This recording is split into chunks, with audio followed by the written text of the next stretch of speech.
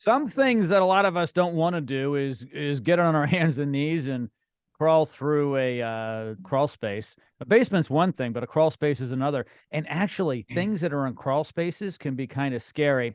Well, if you have a crawl space and you're getting your home inspected, especially one that you're interested in buying, someone like John Bowley, who's an inspector, may have to go down there and take a look. So I've asked him to join me here on the program today to talk about inspecting a crawl space. Hey, John, how are you? I'm good, Joe. Good to be with you. Hey, it's great to have you here. So I'm kind of claustrophobic and I don't like surprises. So I probably shouldn't be in a crawl space. Correct. Crawl spaces can be a confined space and they can be a dangerous space too. But yet, that's where all the primary components to the home is when you're on a raised foundation. There's a concrete slab, raised foundation. Somebody's got to go under there and verify what is there.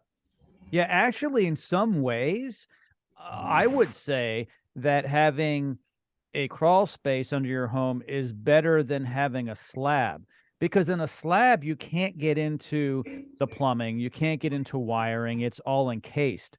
It's really nice to be able to get underneath, much like a basement, where you can get underneath it and actually make repairs, inspect it, or replace. Exactly. And what you want to be able to do with a crawl space is the outer perimeter needs to be properly done. You want water to drain away from the home, not underneath the home. And a lot of times that's when the raised foundation, which is a concrete foundation, is it can crack. And I find cracked foundations all the time. Stem walls, we find the different age of the home plays a big role because then the building components are different types of material. You crawl under a home, it could be muddy, there could be rodents. I go under homes all the time and see a nest of rats or mice. What do you do? Do you panic? What do you do? Most of the time, you have to use your PPE, your personal protection, mask up, have a good suit on, gloves, a good camera and light. I always carry a backup light because sometimes the power goes out on your light, so have a secondary. And when you're in a crawl space, it's confined. Sometimes you got to belly crawl. I have a crawl space robot too that goes under the house. And one day I'm going to bring it and prop it up here and you can see what the crawl space robot looks like. Looks like a little tank. It's really cool. Clients like it because now it can crawl under the house. Yeah. And you can video it, take pictures. You can do a number of things with it. When I get lazy and I don't feel like crawling, I put the robot in. Yeah, I'm thinking if you come across rats or a raccoon or a skunk or a snake or whatever would be under there, your first reaction is to go, right? So do you wear a hard hat under there? Because I know that reduces some clearance, okay? So, Yeah, I mean, you don't want to hit your head. you can put a hoodie on. Some guys put a hoodie on. But the problem with a lot of that stuff is things get inside you when you put it, and they can get around your head. That can do you more harm than good. It can get tugged on. I had a real estate agent just the other day show up with coveralls on and a hard hat, and he crawled under the house. He's a young guy. He means well. He's trying to help his client and impress the client, but that's our job.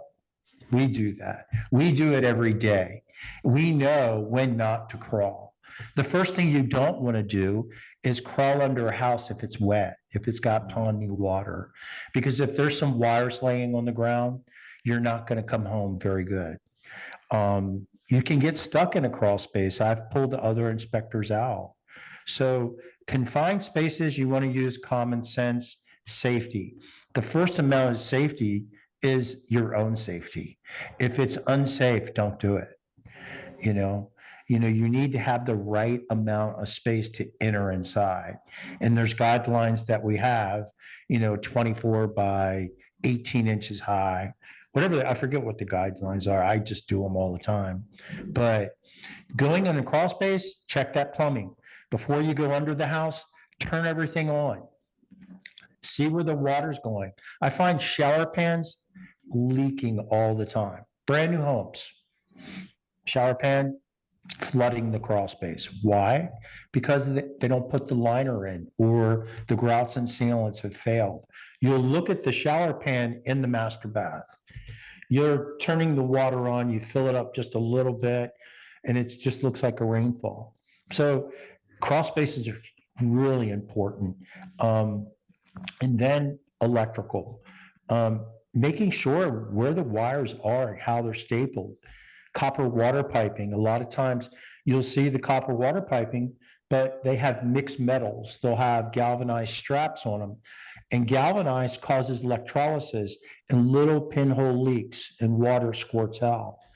But be careful with rodents, skunks especially. I've been sprayed. It's no fun. You can get injured, you can get bit by the rodent. So use common sense. If you see him from a distance, yeah, you're going to go, oh my God. I do it so much. I see it, I know how to back away. I know how to go the other way. He's going to go the other way. If you corner the rodent and think you're going to pet him, wrong idea. Raccoons do not play around. They will come after you. I've had a family of them inside a floor furnace, and I go past it and I heard the baby come out. I looked and I'm like, oh my God, because mama's close by and mama wants to protect the babies. Get out quickly. Absolutely. Rattlesnakes are another one. I've Yeah. had rattlesnakes under a home, and then the agent wants to say, are you going to come back and do it? No. You get them out, get somebody to get them out, because you can't kill them. You can't harm them, because now the city comes down when you really bad. Sure, sure. Hey, the moral of the story is don't go under there and inspect your own home. Call the big time inspector, John Bowley from Building Specs Pros. All of his contact information is located in the description of this podcast. John, as always, thanks for joining us.